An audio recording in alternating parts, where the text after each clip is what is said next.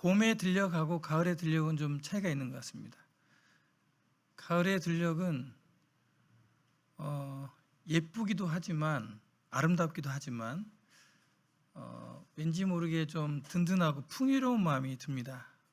왜냐하면 좀 얻을 것이 생기기 때문에 추수의 계절이기 때문에 제 개인적으로는 가을이 더 좋습니다.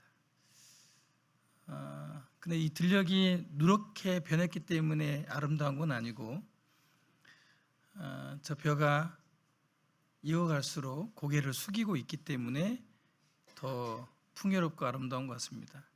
만약에 벼가 꼿꼿이 서 있는데 잎이 누렇게 됐다면 말라 비틀어진 거잖아요, 그죠? 예. 이 싹과 더불어서 이렇게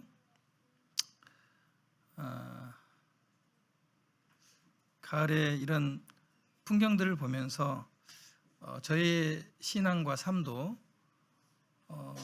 열매를 맺을 뿐만 아니라 벼와 같이 고개를 숙이는 겸손함으로 하나님의 영광을 드러내는 그런 삶이 되기를 소원합니다. 오늘 말씀 주제는 낮아짐 속에 드러나는 하나님의 은혜입니다.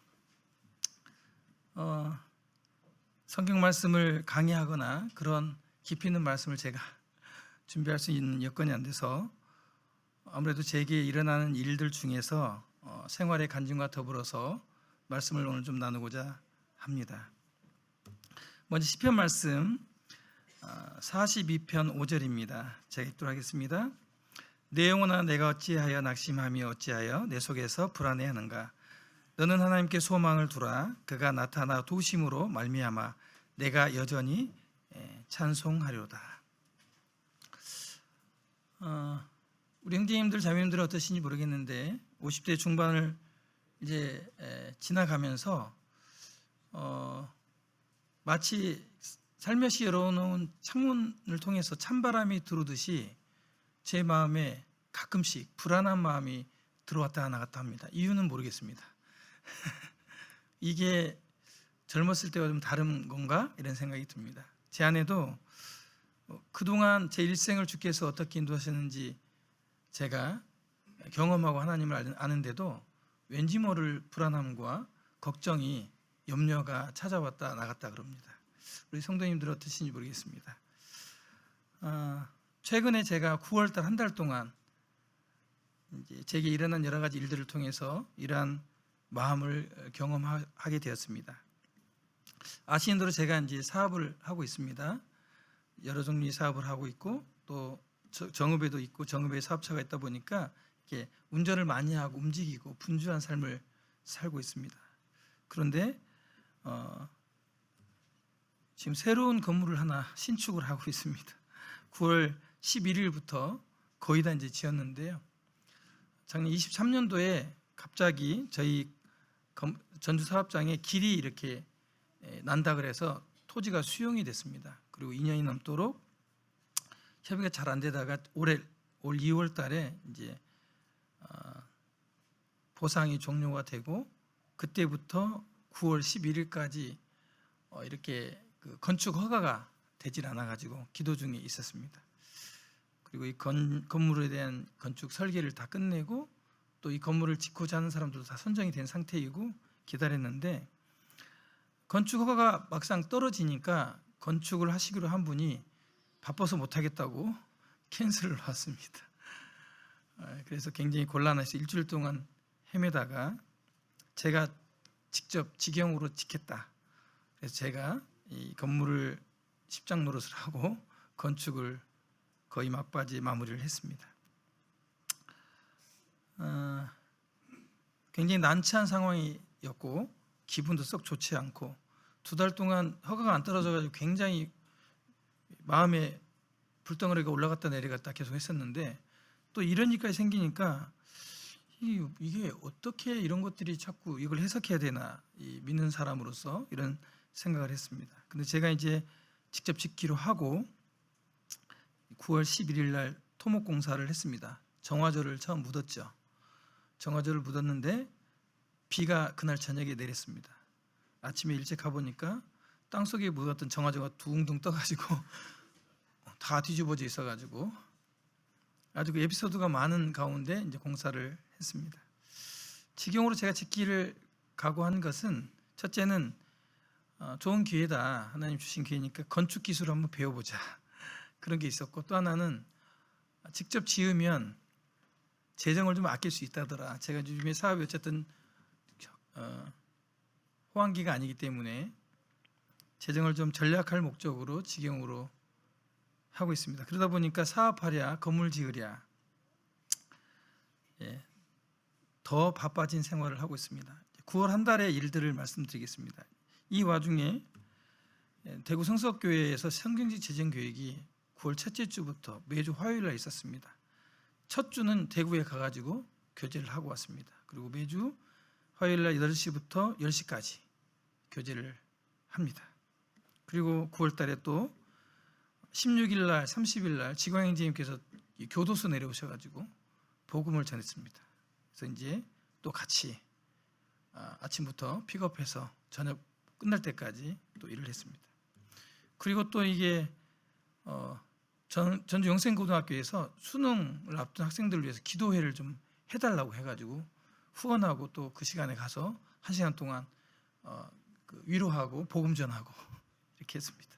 그리고 내일부터 저녁 6시 반부터 8시 반까지 CBMC 회원들 대상으로 또 교육을 시작합니다. 이게 제가 9월 한 달 동안 사업을 하면서 사역을 한 일입니다. 그리고 오늘 수요 말씀을 요청받았습니다. 네, 오늘 이 자리에 함께하지 못한 형제님이 제게 본인이 시간이 안 돼서 제게 부탁을 해서 제가 오늘 이 자리에 서게 됐습니다. 그러니까 이제 이 형제가 제가 좀 걱정이 됐는지 5시쯤 전화가 왔습니다. 형제님 혹시 머리를 싸매고 계시지 않습니까? 그래서 제가 염려하지 말라는 말씀은 불순종하고 염려하고 기도하라는 말씀은 듣지 않고 기도는 안 하고 이렇게 말을 하니까 기도했다고 답장이 왔습니다.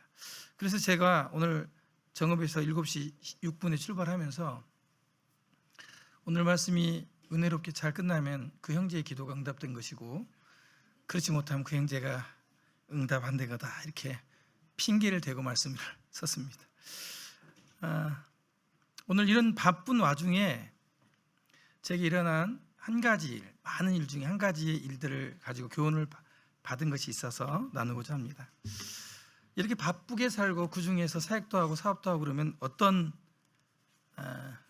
마음, 어떤 일들이 생길까요? 개인적으로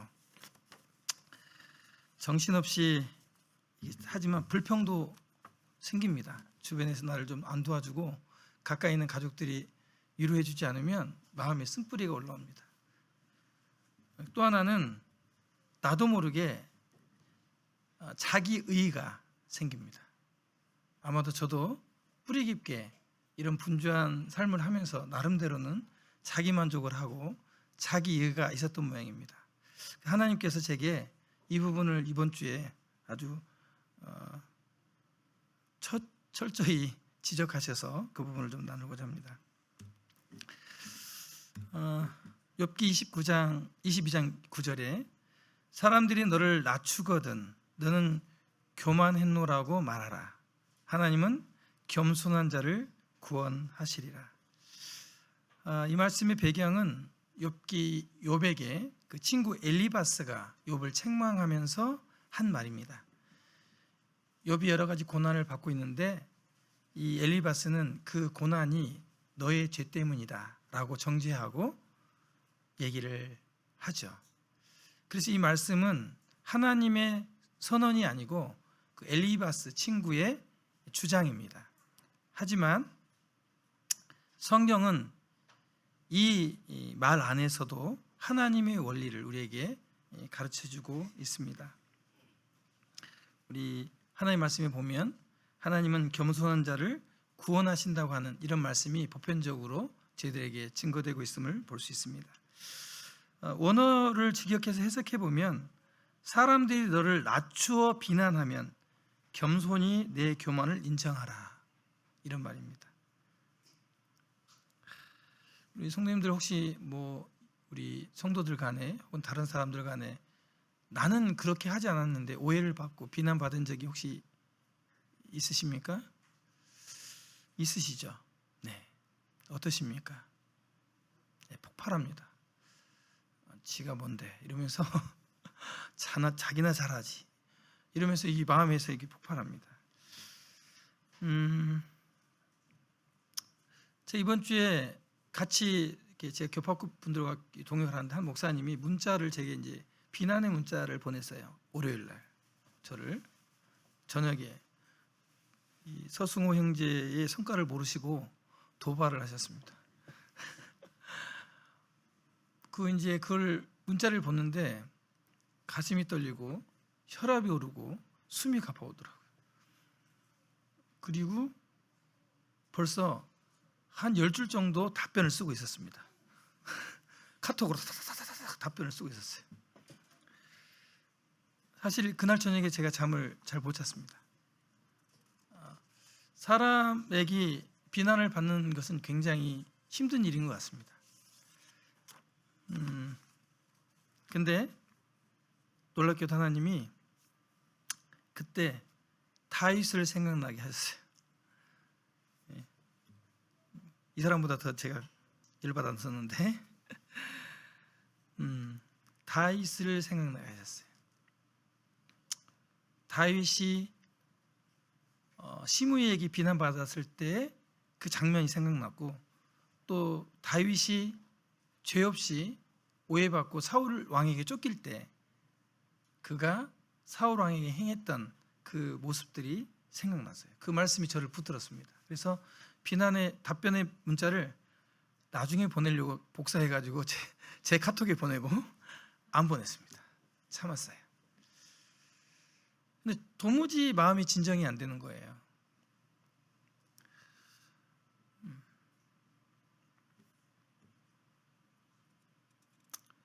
그래서 제 마음이 엄청 상했습니다.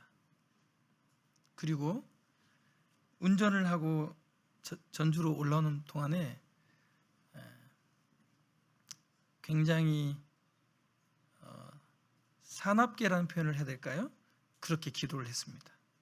하나님, 저요, 이 사람 용서하기 싫습니다. 이 사람 허물을 다 드러내고 싶습니다. 옳고 그름 따지고 싶습니다. 그리고 보복하고 싶습니다. 이런 마음들이 제 안에 있는 것을 다 말씀드렸어요. 그런데요, 하나님이 다윗의 말씀을 생각나게 하시니까 참겠습니다. 지금부터는 하나님이 하십시오. 그런데 막 눈물이 나고 막 답답한 거예요. 기도를 하는데 못 맡기겠는 거예요.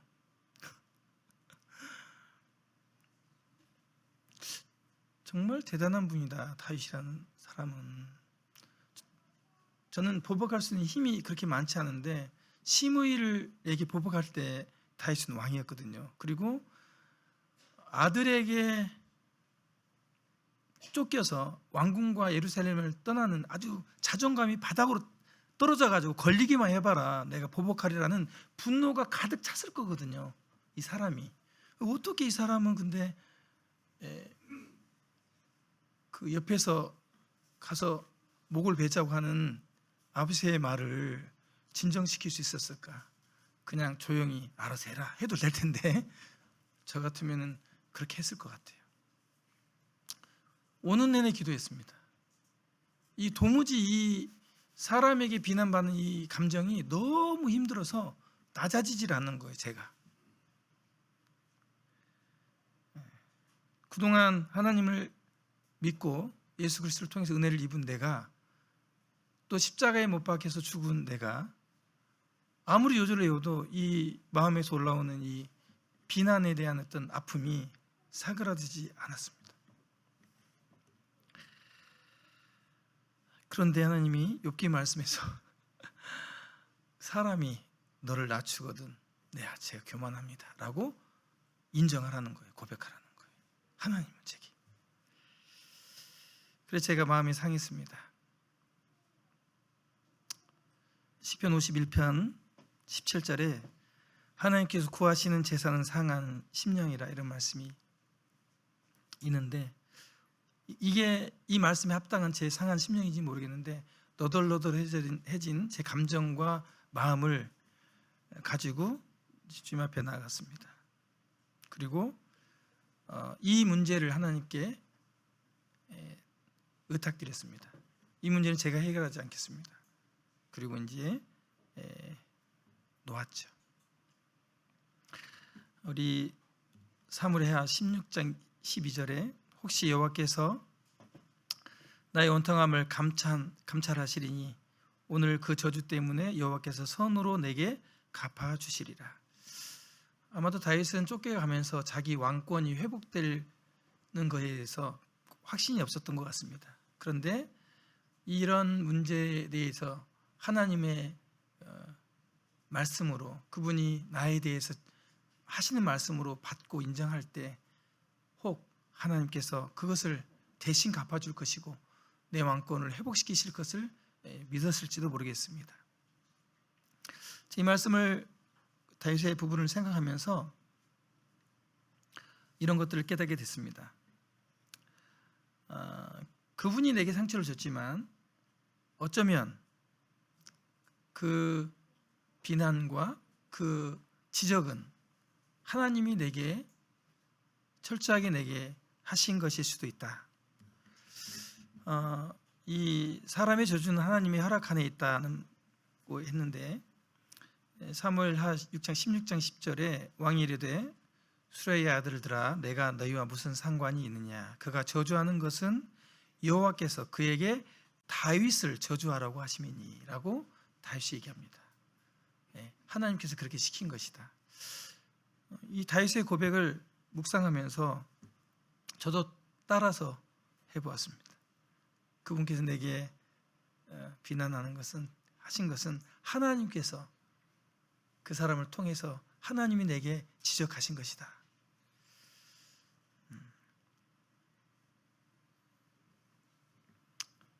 성도님들 마음은 좀 어떠신가요? 그런 마음들이 암이 되실까요? 그리고 두 번째로 또 다윗이 아비새와 모든 신하들에게 이르되 내 몸에서 난 아들도 내 생명을 해하려 하거든 하물며 이 베냐민 사람이랴. 이 억울함 속에서도 겸손히 자신을 돌아보는 다윗을 또 이 신앙을 배우게 됐습니다.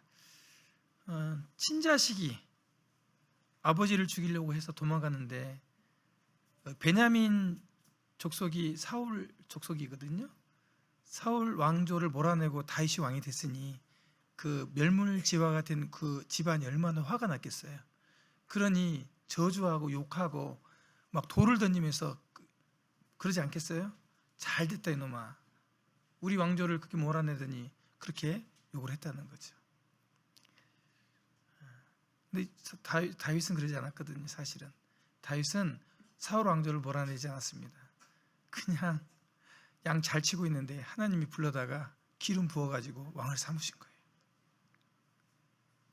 너무 다르죠. 근데 다윗은 겸손히 자기 자신을 돌아봅니다. 이 말씀을 이렇게 보는데 너무 싫어요. 이 말씀이 제게 위로가 안 되고 계속 제 자신을 돌아보기가 싫은 마음이 들었어요. 계속 이 말씀을 깨닫게 해주시는데도. 세 번째, 이런 어려운 중에 이런 비난을 하나님 갚아주실 것을 믿으라고 주님이 말씀 가운데 또 제게 말씀하셨습니다.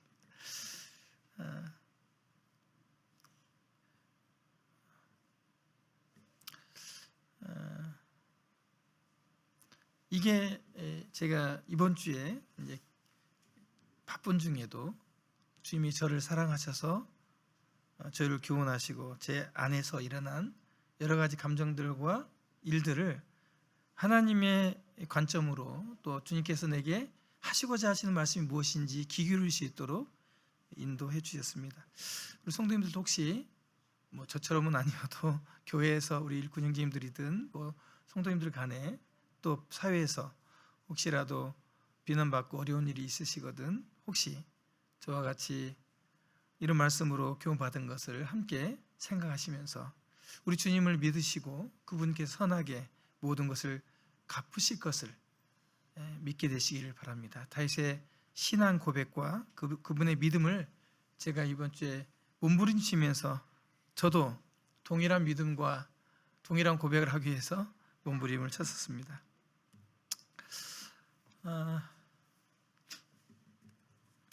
사무엘상 24장 12절에 여호와께서는 나와 왕 사이를 판단하사 여호와께서 나를 위하여 왕에게 보복하시려니와 내 손으로 왕을 해하지 않겠나이다. 다윗이 어떻게 시므이의 저주를 이렇게 하나님이 하신 것이다 하고 겸손히 돌아봤을까? 어떻게 해서 그런 신앙을 갖게 됐을까? 보니까요, 다윗이 보복할 수 없는 그런 어린 시절에 사울 왕에게 쫓기면서 이 신앙을 배웠더라고요. 제가 그 비난을 하신 분이 목사이기 때문에 보복할 힘이 없습니다. 그래서 나중에 혹시 제가 보복할 수 있는 힘이 가졌을 때 그런 거 하지 말라고 가르치시나? 이런 생각을 해보았습니다.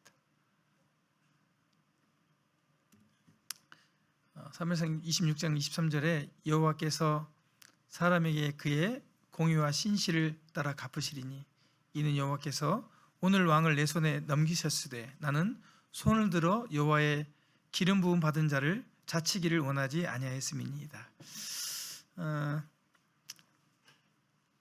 동굴에서 다윗이 사울 왕을 죽일 수 있는 절호의 기회가 있었습니다. 다들 하나님께서 왕에게, 다윗 왕에게 사울 왕을 맡긴 겁니다. 지금 죽이셔야 됩니다. 그랬을 때 죽이지 않거든요. 완벽히 죽일 수 있었습니다. 심지어는 옷깃을 칼로 썰어갔는데도 몰랐습니다. 사울 왕이. 그리고 나서 그가 말합니다.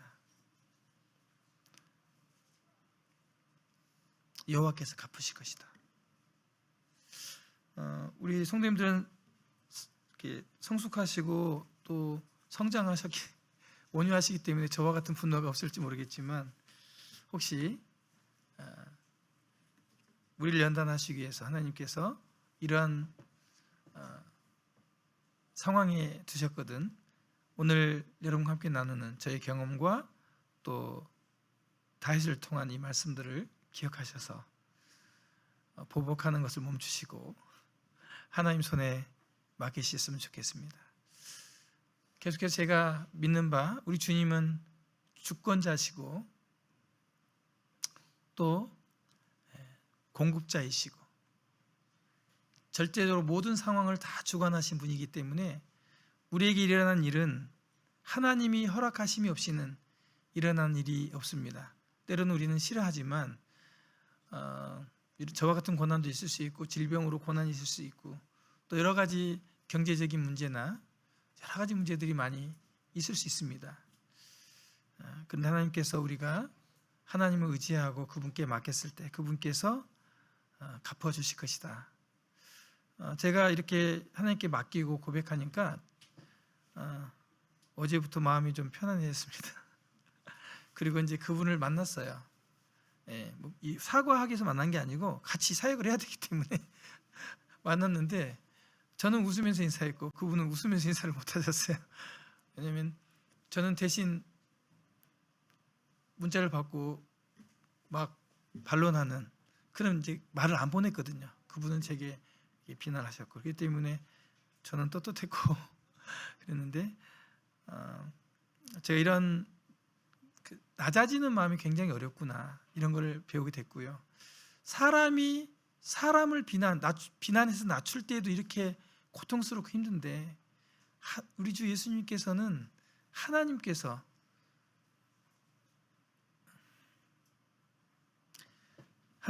비난받으실 때 어떻게 참 그래서 더 큰 사랑을 깨닫게 됐습니다. 제가 20대, 30대 때 비난을 받아도 비난인 줄 모르고 제가 지나쳤던 것 같아요. 그때는 어렸을 때는 그냥 부족하다. 근데 이게 나이가 들어가면서 참 어려워지는 것 같아요. 본성이 강화되는 것 같아요. 하나님께서 이 본성을 제게서 복종시키시고 하나님의 말씀에 순종하도록 연단하시는 그런 사건인 것 같습니다. 제게도 일어나는 일이. 우리 사랑하는 자매들, 나이가 젊으시든 많으시든 아마도 이런 일들이 우리가 정도에 따라 왕왕 있으실 겁니다. 견디기 어렵고 또 억울하고 이럴지라도 신실하신 우리 하나님께서 공의롭게 갚으시고 또 해결해 주실 거라고 이번 일을 통해서 배웠습니다. 제가 마음에 평안함을 얻었고 이제 앞으로 이 일을 하나님께 의탁했으니 제가 그 핸드폰 문자를요 켜놓고 기도했어요. 하나님 보세요 이러면서. 히스기야가 사내립이 편지를 성소에 들어가 펼쳐놓고 막 얘기하듯이 제가 막 그랬습니다. 왜 그렇게 마음의 온통함이 크게 왔는지 모르겠어요. 저도 그걸 펼쳐놓고 보세요 하나님, 저 이거 정말 이루 됩니까? 이런 막 호소를 제가 드렸는데 운전을 하고 올라온 내내 정읍천주 올 내내 제 자존심과 이 비난의 이 상처가 내려앉지 않았고 겸손해지지 않아서 너무너무 힘들었습니다.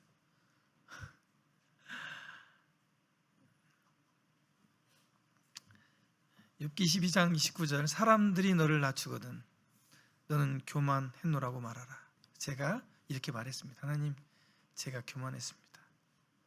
그 목사님이 말한 대로 제가 그런 사람입니다.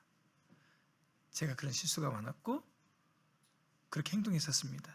저는 몰랐지만, 저는 아니라고 했지만 그랬습니다. 그런 것 같습니다 이렇게 안 하고 그랬습니다라고 그냥 시인을 했습니다.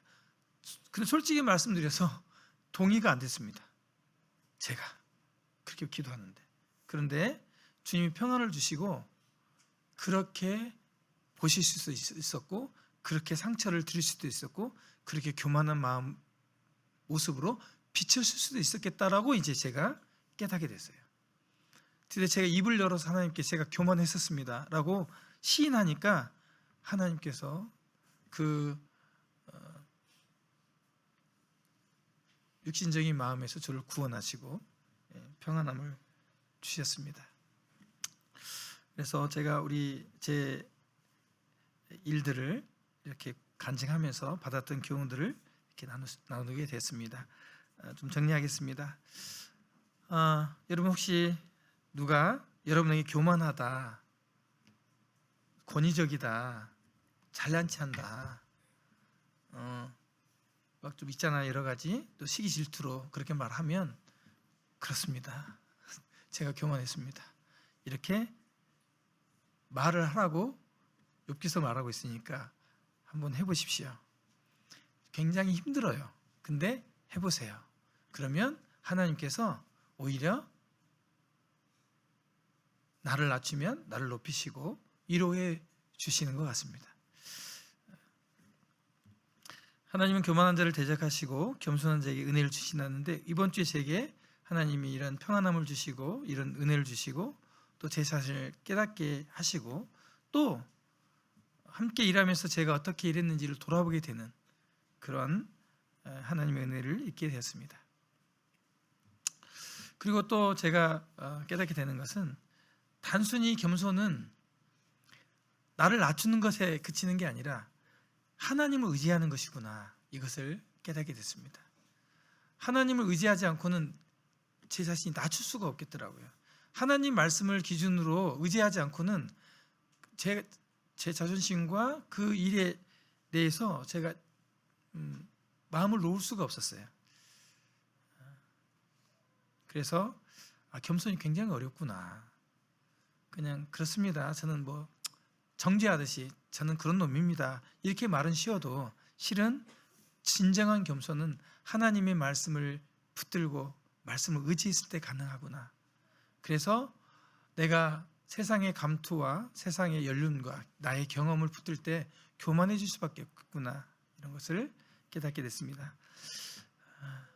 누가복음 18장 14절의 말씀을 같이 좀 읽겠습니다. 시작.